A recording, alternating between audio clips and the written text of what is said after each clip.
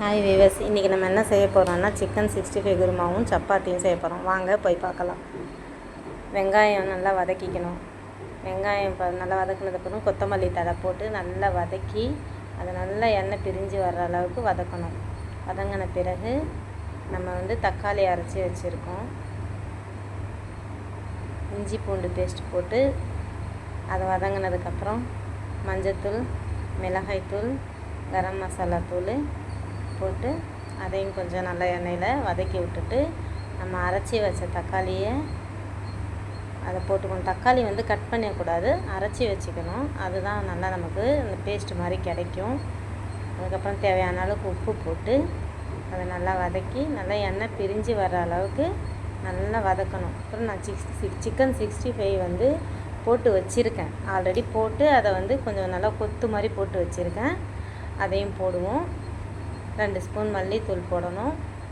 போட்டு நல்லா கிளறினதுக்கப்புறம் அந்த 65 போட்டு அதை நல்லா வதக்கி கொஞ்சமாக தண்ணி ஊற்றினா அது நல்லா சேர்ந்து வரும். வந்ததுக்கப்புறம் நம்ம தேவையான அளவுக்கு சப்பாத்திக்கு தொட்டுக்கிற பதத்துக்கு நமக்கு எந்த அளவுக்கு தண்ணி தேவையோ அந்த அளவுக்கு தண்ணி ஊற்றி நம்ம நல்லா கிரேவி மாதிரி ஆக்கிட்டு மூடி வச்சிடணும். அதை நல்லா எண்ணெய் பிரிஞ்சு வரட்டும்.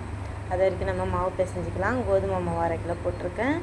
தேவையான அளவுக்கு உப்பு போட்டு தண்ணியை ஊற்றி நல்லா பிசைஞ்சிக்கணும் மாவை.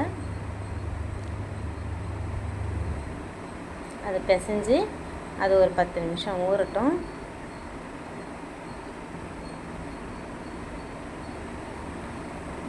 அது வரைக்கும் இடையில நம்ம கிரேவி எப்படி இருக்குதுன்னு பார்த்துக்கலாம் வாங்க. அந்த கிரேவி நல்லா எண்ணெய் பிரிஞ்சு நல்லா ரெடி ஆயிடுச்சு பாருங்கள்.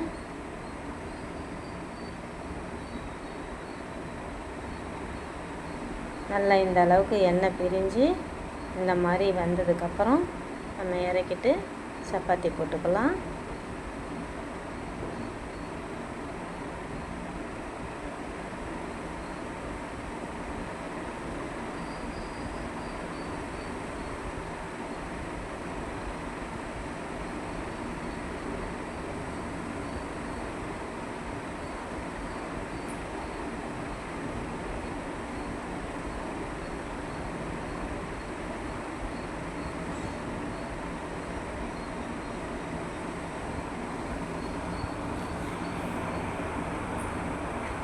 சப்பாத்தியை நம்ம இந்த மாதிரி மடித்து விட்டு போட்டால் நல்லா லேயராக கிடைக்கும். நான் 2 விதமான லேயர் வர மாதிரி போட்டிருக்கேன்.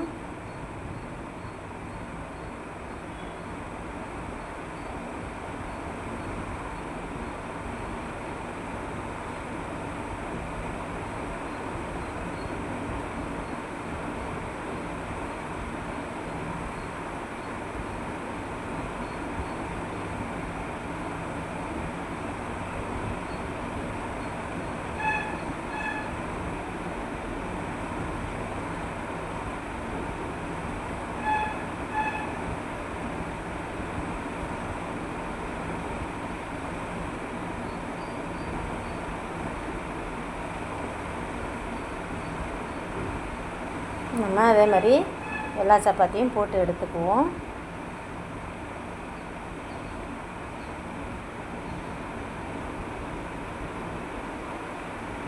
எல்லா சப்பாத்தியும் ரெடி ஆயிடுச்சு பாருங்கள். இந்த மாதிரி லாஸ்ட்டாக ஒரு தடவை எல்லா சப்பாத்தியும் சேர்த்து கையால் தட்டி விட்டோம்னா நல்லா சாஃப்டாக கிடைக்கும். சப்பாத்தி குருமா ரெடி. வாங்க.